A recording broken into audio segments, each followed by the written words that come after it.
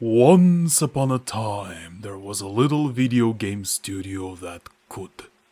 Raven Software. Well, they are actually still around, they just have been condemned to the eternity in Activision's Call of Duty mines. Poor bastards. But back in the day, they used to take engines from id Software and make some pretty sweet games with them.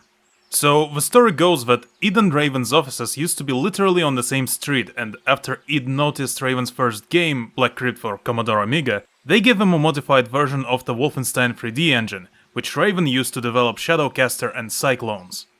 Then, id released a little game, you may have heard of it. It was called Doom. id's main programmer John Carmack then commissioned Raven to make a game just like Doom, but with a fantasy setting.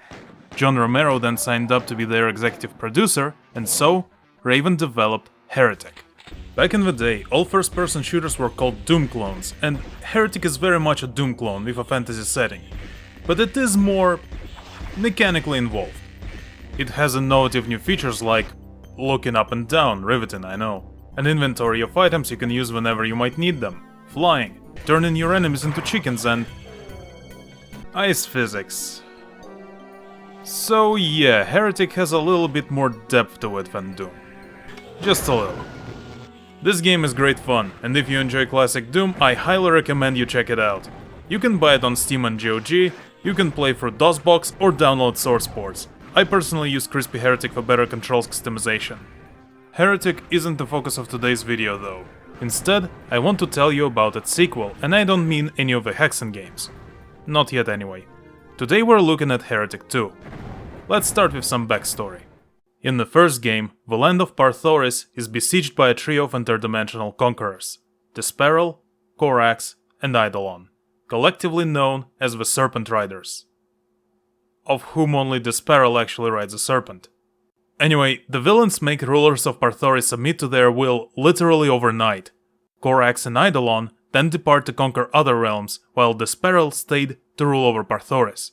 However, a race of elves and keepers of the tomes of power called the Sidhe, which is spelled like this because the Irish are weird, refused to bow down before Desperil and were branded as heretics as a result. The main character is one such heretic called Corvus, who single-handedly wipes out all of Desperil's armies and defeats the Serpent Rider himself. Heretic 2 opens with their final battle where the hero lands the finishing blow. Desperil gets the last laugh, however, as he curses Corvus to forever wander the worlds previously ravaged by the Serpent Riders.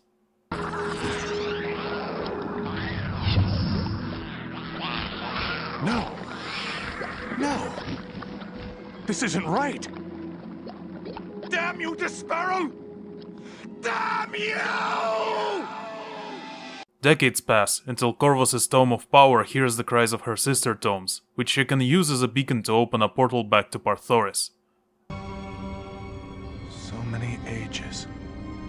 Parthoris was becoming just fragments in my mind. Corvus, go. Relieved, the hero steps through the portal. However, This isn't right. Where is everyone? his home has seen better days. There are ailing people lying on the streets, rats everywhere, and those guys are cooking their neighbor for dinner. Needless to say, Corvus is a little upset by this state of affairs. My brethren are insane with bloodlust! Eventually, he finds the harbor master, who explains that Parthoris is being ravaged by a plague and pleads Corvus to save the world once again. There wouldn't be a game if he declined, so off he goes. Heretic 2's story is very simple and exists solely as a motivator to keep you going. Corvus eventually gets infected himself, so the stakes do become more personal than just saving the world. I really want to jump straight into the gameplay now, but I really should mention the graphics first. Early 3D games are generally not known to age all that gracefully, but Heretic 2 holds up surprisingly well. I am not even running it in 1080p, but it still looks great. Character models are well animated and even have these nice cutscene specific animations. There is the warp and vertices effect PlayStation 1 games used to suffer from, and faces are just flat surfaces with a nose, but you know, it never looks bad. The environments are pretty well detailed and vary thematically. You start in Silver Spring, a regular medieval fantasy kind of town, but then there is Andoria, which has vaguely Mesoamerican aesthetics, and after that you eventually get to visit some old bloke's torture cellar. It's all very nice. On the other hand, the sound merely exists.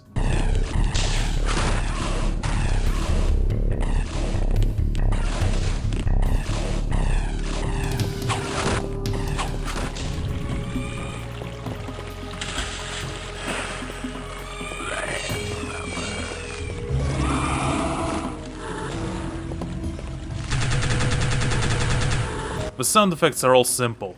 They do their job fine, I guess, and so does the music by Kevin Schilder. There are nice compositions, but none of them stand out and I couldn't remember any of them. The one thing about the sound that's legitimately good is actually the voice acting, and Corvus voiced by Daniel Riordan specifically. It's not Legacy of Kain or anything, but he does a very good job. Can you help me? The heretic. You are Corvus. I know who I am. Are you the healer? Will you help me? Yes, I am Sinan the healer. Morcalavan is a seraph. A lie! A seraph would never unleash such evil! Now it's finally time to move on to gameplay. Heretic 2 is obviously very different from any of its predecessors, being a third-person action-adventure game, while Heretic 1 and both Hexen games were first-person shooters. So how does it fare in transition? Well, dear viewer, I am happy to inform you that this is probably the best playing game of its genre from that time. Corvus is a joy to control. Basic movement is really fluid, and on top of that, our hero is very agile and can do some sweet acrobatics. Check out the sick somersault he does. You also get your standard sprinting and rolling, which occasionally helps avoid enemy projectiles. If you jump at a wall and press back, Corvus will kick jump off of it. I didn't find the need to actively use this trick during gameplay, but it's cool that it's there. Moving on to your instruments of murder. Corvus starts the game with the Fireball spell, Turnwood Staff and his Tome of Power.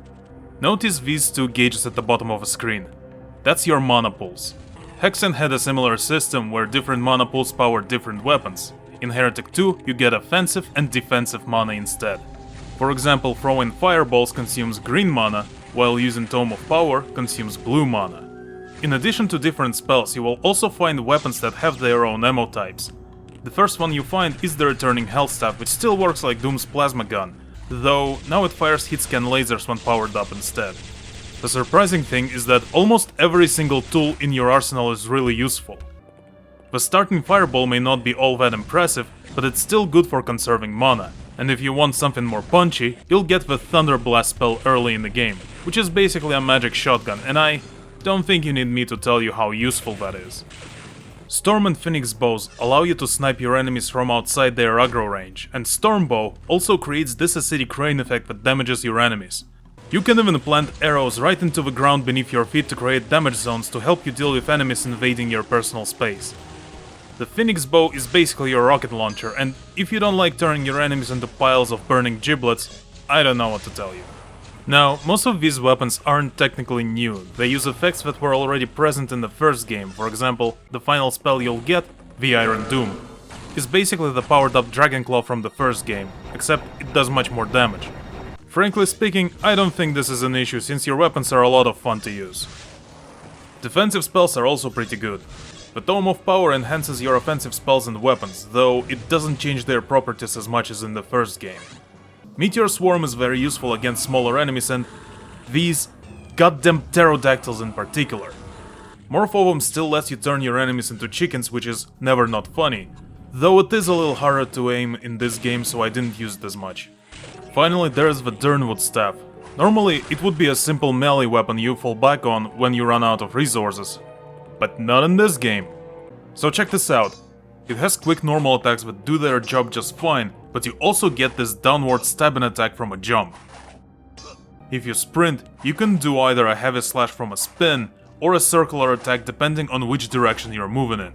Finally, if you jump while sprinting with the staff, you will do this pole vaulting jump, which can be used to cross larger gaps or as an attack. So yeah, it's a little better than... Again, most of your arsenal is incredibly useful except maybe the Ring of Repulsion and Teleport defensive spells. Everything else is great. You'd even think that the Turnwood Staff would become irrelevant later in the game when the enemies become stronger, but no, you get to upgrade it at certain points to help it stay relevant throughout the whole game. If you're good enough, you can even go through the last section of the game using nothing but the staff and lightning shield. It's that good. Okay, but there is one major problem. All of Corvus's actions have their own specific animations. Well, yeah, of course they do.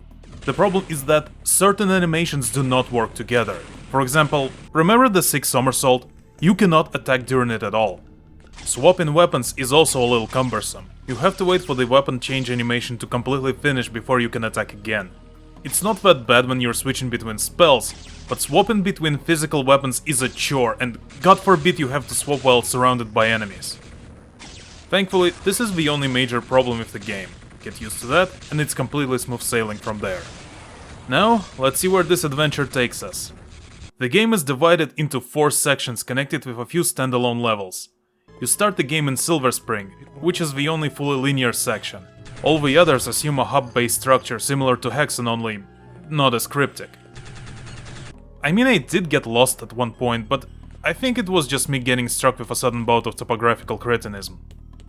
Each section also has its own enemy roster, with only a few enemies being prevalent throughout the whole game, like the Plague Spreaders or the Rats. Section-specific enemies aren't just skin swaps either. They all have their own gimmicks, like the Palace Guards who can turn invisible, or the Lizard People who can double, triple jump even. Actually, that might be a bug, I'm not sure. All the humanoid enemies have proper location-based damage. Aside from headshotting, you can also take off their arms, which can leave them without means of attacking. For example, I completely disarmed this fellow and now he doesn't know what to do with himself. Maybe I should just end his suffering. There we go. Plague Spreaders also have a special damage zone on their back. If you manage to destroy the globes they carry, it will catapult them into the sky, Team Rocket style. Or into the ceiling. In terms of difficulty, the game isn't that hard on the default setting. There are plenty of health and mana pickups placed on the levels, and they also drop from the enemies sometimes. You will also find different kinds of shrines that have different effects. Some overcharge your health to 150, others completely replenish your mana. There are 2 kinds of armor shrines, and you upgrade your Durnwood staff through the blade shrines as well. These shrines are usually placed not too far apart, and you will probably find another one just as you'd be running out of juice, or hell, maybe you won't even need a recharge when you find the next shrine. It's not like the enemies in this game are all that dangerous. No, the actual danger comes from these goddamn fire traps that drain your health from 100 to 0 in a blink of an eye. You also get a few boss fights. The first 2 of them are pretty straightforward, but the latter ones all have a gimmick going for them. They aren't particularly hard either. But that's all on the normal difficulty, it's a different story on hard. For example, not only the enemies become more aggressive, there is also more of them. Heretic 2 also has multiplayer, which I imagine was pretty fun back in the day, but I don't know how to set it up nowadays and, frankly speaking, I don't have anyone to play it with me anyway. So, overall the game is amazing. The controls are incredibly smooth, Corvus is very agile, and almost all of your arsenal is useful and fun to utilize. To illustrate just how good the game feels to play, there is a level that's dedicated entirely to platforming, and it's one of my favorites. You know how early 3D games also used to suffer from camera issues? Not a problem in Heretic 2 either. Honestly, I can't even remember another game of the same genre at the time that played this well. Tomb Raider 3 came out like 4 days before Heretic 2 and... I don't want to upset anyone, but it kind of controls like ass in comparison. For the 9-year-old me, this was the PC game, along with Neversoft Spider-Man and Battleship 2 Surface Thunder. Raven even took movement and melee mechanics from this game, improved on them, and gave us the best Jedi combat in any Star Wars game. And this isn't just my opinion, this is an objective fact, and if you disagree, well, you're wrong. If I convinced you to give this game a try, which I really hope I did, you might want to jump through some hoops first. It is a pretty old PC game at this point after all. The good news is that it actually works fine straight off a fresh install on Windows 10, but patch 1.06 has some nice fixes and additions. Unfortunately, it also locks the frame rate to 30, which is less than ideal for this sort of game. You can get the unofficial patch 1.07, which restores the frame rate cap back to 60 among some other things, but it introduces this weird animation stutter. I've read that it also messes up the physics, but I didn't do enough testing to confirm that. Either way, what I did was copy these files from the 1.07 patch to get the better frame rate and sound quality. Then there's the music. I know I said it isn't anything special, but still. The music's supposed to play when you have the game CD in the drive, but it didn't for me and I couldn't figure out why. There was music when I put in my Powerwolf CD, but that's a little overkill.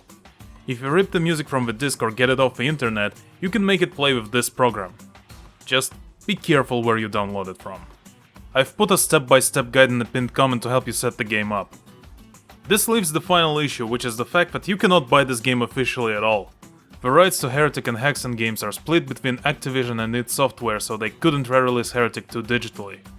Now, Microsoft did buy Activision Blizzard recently, so now they have both them and id in their clutches. And Night Dive already expressed the desire to remaster the whole series, but we all know Microsoft only bought ActiBliz for the Call of Duty money, so I wouldn't bet on it happening anytime soon. Well, I believe we all know what's the solution for this kind of predicaments, so I highly recommend to go digging in the forbidden libraries of the interwebs. The game is worth the effort. Thank you for watching, dear viewer. If you enjoyed what you watched, you know what to do. This video was supposed to come out in April, but I started editing and realized that it was turned out kind of shitty, so I redid everything from scratch. Anyway, Mega Man 4 is next. Keep on rocking and I'll see you next time.